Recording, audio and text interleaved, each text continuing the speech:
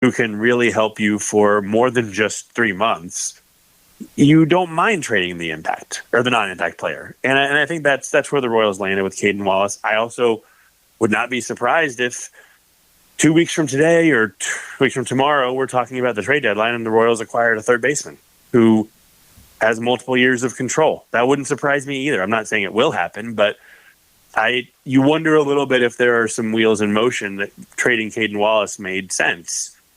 I mean, to me, it was the tough part of the trade was the draft pick, and not even the pick, but the money associated with the pick to allow them to be a little creative in the draft. But, I mean, from day one, it doesn't seem like that hurt them. So, I don't know. I like it. Hunter Harvey, he struggled lately, though. That's the big issue. He's had a really rough 5 weeks, 6 weeks. I talked to a couple people who see him in Washington, kind of believe it's overuse, which, good news, he won't pitch for at least a week because he pitched on Friday, I believe, for Washington, and then obviously won't pitch for the Royals until Friday at the earliest. So maybe that resets him, but the stuff is clearly dominant. He was really good for 2 years and 2 months before he started struggling in early June. You feel like that's a blip. You hope it's a blip at least.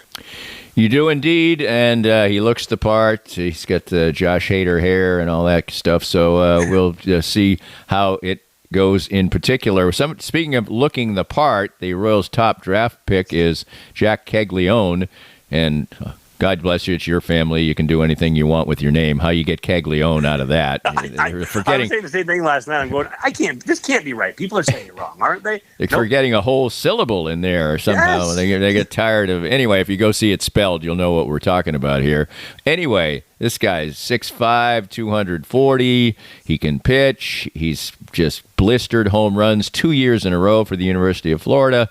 I mean, he certainly looks the part. Now, just the question is, this guy is obviously a stud, but how is a guy who looks like this, I'm not picking Lynn here, how's he the sixth pick, not the second pick?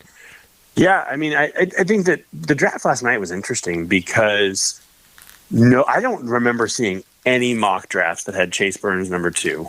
And I think that it was pretty much Travis Bazzana and Charlie Condon 1-2 was what I saw quite a bit. And look, Condon, the difference between Condon and Caglione is Condon plays third base and outfield, whereas Caglione is a first baseman. And I know the Royals are going to let him pitch. They say they're going to. Want to remind everybody, they also said that about Austin Charles, and he's never thrown a pitch. So we'll see if it actually happens. But I think that is Bazzana is the best player in the draft. I think he made sense number 1. Condon was number in the mock draft 2 because of more defensive versatility. That makes a difference. And Burns and Smith, teams just wanted Hagen Smith, who the White Sox took at 5. Teams wanted a little bit more the arms over the bats, I guess, which that makes sense. That's why Caglione fell behind them. And then it was between Nick Kurtz and Caglione, and I think the difference between Kurtz and Caglione is there's a little bit of a problem with Chase with Jack Caglione. And so I think that's what got him to drop to 6. And if you can even say drop, I mean, you're still a top 6 pick in the draft. So that's kind of the difference there. And something interesting on that chase rate that I didn't do a good enough job before I wrote today's newsletter, but I talked to somebody this morning about 8:45, and I don't know if this is true. I have no way to back it. I haven't looked deep enough to know if this is accurate or not. But he said that he feels like Caglione chased because he wasn't getting any pitches to hit, and he's a 21-year-old who wanted to swing the bat. I mean, I get that. I do. I don't think that it's a I mean, if he played, he played probably 50 games maybe this year, and he was intentionally walked 31 times, which is just insane. I mean, that you're definitely not getting a pitch, but that means that if you're getting intentionally walked that much, you're probably getting pitched around at least that much, maybe more. And at some point, you get a little impatient. And that's not to say that that's not a concern, because if he's as big of a power bat as the Royals hope he will be, he's going to get pitched around in the big leagues. And can he handle that? But I don't know. For a college kid, I kind of buy it. I haven't watched video to know if it's true, but I kind of buy a college kid who's going to get drafted on his bat doesn't want to walk you're not getting drafted because you walked 60 times. You're getting drafted because you hit a 500-foot home run. So I sort of buy that a little bit. I guess it's kind of a wait and see right now to if that's true or not. But I thought that was interesting. Yeah, and also, I mean, he's a first baseman. So, I mean, there's but people like versatility a whole lot more than that. Well, speaking, and I don't know that he can play outfield. I really don't. Right. I think that they might give it a shot. The arm is obviously there because he can pitch, but I just don't. I don't know if he's quick enough to play right field. So we'll see. Right. We'll see how it goes. Speaking of home runs, Bobby Witt Jr. tonight will be, as we tape this, will be in the home run derby. And he practiced and is taking it seriously and did a full session on Saturday, supposedly, which is, I guess, a good day to do it. Then you have some rest. Hit a home run that day anyway in the real game, so it didn't hurt him. And I can see his athleticism playing pretty well in this. Now this year they've got a pitch limit, so this whole thing always should be shorter. We'll see how it plays out this time. But it'll give, when sometimes maybe there's a little weariness for the home run derby, there isn't when your star player gets the stage. Yeah. I mean, we've seen it now recently. What was it, 21 with Salvi, 17, I think, with Moose, or was that 2018? Whatever year, I think it was 17. So we've gotten to see a little bit over the last few years now. And yeah, I think, look, Witt, if you look at the 8 candidates and the 8 contenders, Witt has the longest home run of the year among all 8 by like 20-something feet. So he's clear. I know he doesn't look the part, but he has the power. We all know in Kansas City he has the power to do it. But it's an event that, you feel like the athleticism and the stamina needed for it. He could be a little bit. He could be ahead of some of the other guys. Gunnar Henderson is super athletic too, so It's not like he's just going up against a bunch of hulking sluggers like Pete Alonso, who. Also, he's good at this. He's good at this. He's good at it. I mean, he's won it twice before, so maybe that means the athleticism doesn't matter very much. But I'm not saying Witt will win it. I don't think he is. I think he's as good a bet as any, though, because of his ability to. I mean, his swing path lends to fly balls, which is great. He has big time power. There's no reason why he can't win this thing. I don't know that he will, but there's no reason why he can't. And he also, doesn't have the fewest home runs of anyone in the field. Jason Bone has that. So, and he plays at a better home run ballpark. So it should be interesting anyway. I don't like the narrative. I like the first round. And then after that, I almost don't care who wins, to be honest. Everybody gets exhausted from it. Everybody gets tired. There's too many swings, whatever. I don't know if there's any solution to it. You could just run the guys out there, and whoever hits the most home runs the first go-round wins. Yeah. But that's not enough time for television, obviously. So right. That's a fun thing. Too many thing. ads to sell. Well, let's take a quick look at the second half. You mentioned a pretty good schedule coming out of it, not only a 9-game homestand, but 2 series within the first month or so against the White Sox, and they're just plain dreadful. The other bad teams in baseball, the real bad ones, are the A's and the Rockies, and they're kind of feisty, both of them. Yeah. The White Sox just tend to lie down, and they're also, you never know who's going to be gone off their team by the time you play them. So that's good business. Time for the Royals not to do what they did against Tampa or against the Rockies, which is to take a series where you're supposed to get some stuff done and not take advantage of it. Yeah, and they've got a good schedule ahead, because you mentioned the White Sox. They get those. They actually finish the season series before the end of July, which is a little disappointing. Right. you want to play a few more games, but they're 6-1 against the White Sox, so they have handled business against them so far.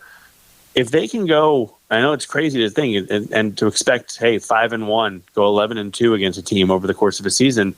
They're in great shape. The Diamondbacks are playing better, but they're still kind of up and down. The Cubs are playing better, but they're up and down. And then what I find really interesting about the second half is you look at a handful of the teams they're playing, and they do have Red Sox and Cardinals. That's the same week they had this past week.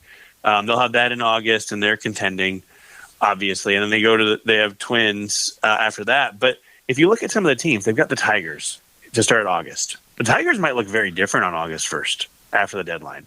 We don't know. The Reds, they might be buyers, they might be sellers. We don't know. They might look different. They have a really tough what is it? I think it's 10 games now with the doubleheader against the Guardians. Phillies, Guardians, Astros. Actually, it's 11 games because it's 4 game series against the Astros, and they played them all without an off day.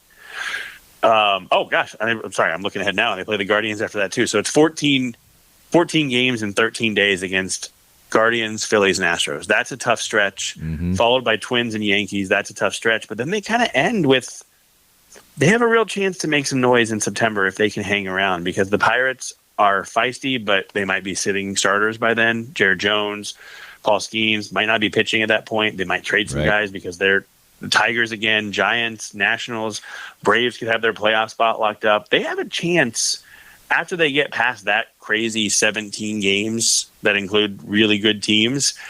What is that? That's 6, 9, 15 games to end the year. They could, if they're hanging around, they could really make some hay, go 11-4, 12-3 against teams that aren't trying or for whatever reason, and make a push toward the end. So it's all in front of them.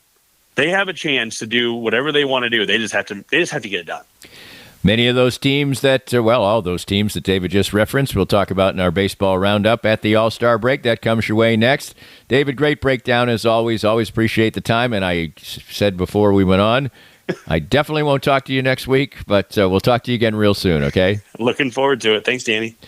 And we do have our baseball roundup and a whole lot more from this great weekend of sports coming up next on Monday Musings, Danny and Friends Sports Wrap, presented by ASFCA.